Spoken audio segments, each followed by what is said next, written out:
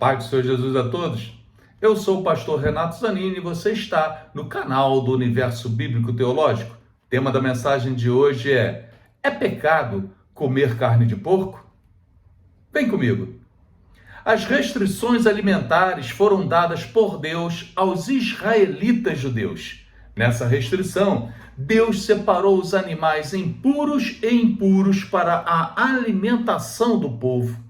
As restrições no Antigo Testamento parecem indicar que Deus, entre outras coisas, queria sim fazer distinção entre Israel e os gentios. Os gentios são os outros povos. Todo aquele que não é judeu é chamado de gentio. Amém?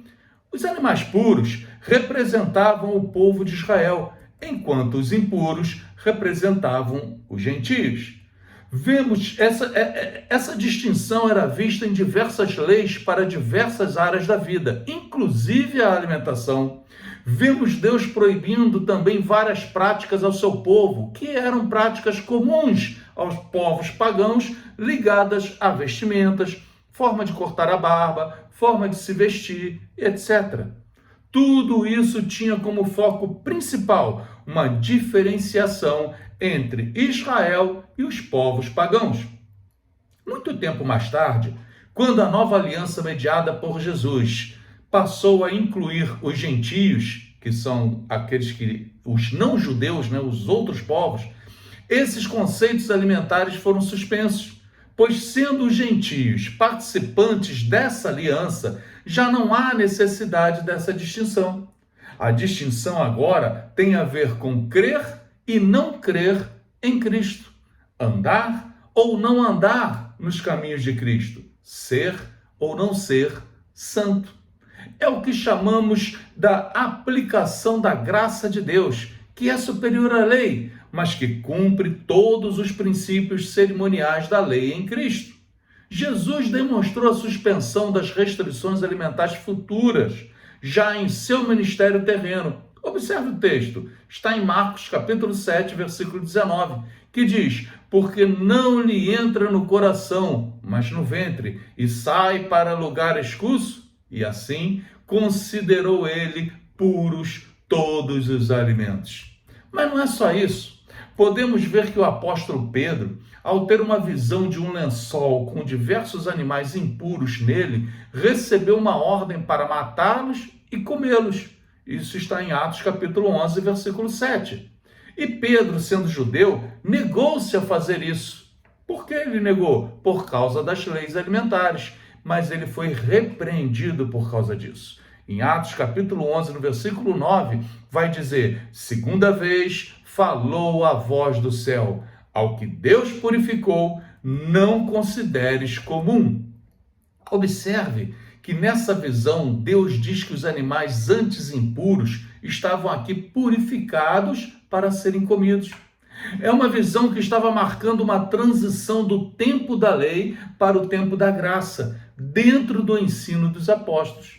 A sequência da história nos mostra que tudo isso era para mostrar para Pedro que agora poderia sentar-se à mesma mesa que um gentio e comer com ele sem culpa. Foi o que aconteceu no encontro de Pedro e Cornélio. As barreiras entre judeus e gentios foram totalmente derrubadas por Deus em Cristo.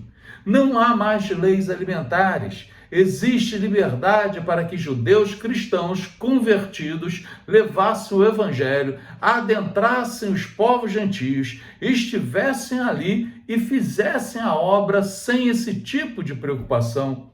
Pedro poderia comer carne de porco com Cornélio sem ter qualquer receio de estar pecando. Paulo também falou sobre o tema de alimentação algumas vezes. Analisemos alguns textos. Por exemplo, 1 Coríntios capítulo 10, versículo 27, diz assim: se algum dentre os incrédulos vos convidar e quiserdes ir, comei de tudo que for posto diante de vós, sem nada perguntardes, por motivo de consciência. Fica clara a total liberdade do cristão de se servir de qualquer tipo de comida. Mas claro, isso foi muito criticado no começo, mas Paulo deixa muito clara a posição bíblica no assunto. Observe o texto. Colossenses capítulo 2, versículo 16, diz assim: ninguém, pois, vos julgue por causa de comida e bebida, ou dia de festa, ou lua nova, ou sábados. Olha só, se alguém disser que comer carne de porco é pecado, esse texto mostra que essa pessoa está julgando sem ter qualquer poder para julgar a liberdade cristã. Por fim, o princípio da lei de Moisés é mantido quando a Bíblia, no Novo Testamento, sempre indica a importância da santidade e da pureza em todas as áreas da vida, que são as marcas de um santo, ou seja, de um separado, de um consagrado a Deus. Restrições alimentares, portanto, já não são mais necessárias. A pureza plena nos é dada por meio de uma vida santa na presença do Senhor. Uma maneira de viver digna, uma maneira de viver baseada nos ensinos de Jesus na palavra de Deus. E não por deixar de comer carne de porco. Por isso, não há problema algum em o cristão comer carne de porco. Não é pecado comer carne de porco. Amém? Deus abençoe a todos. A paz do Senhor Jesus.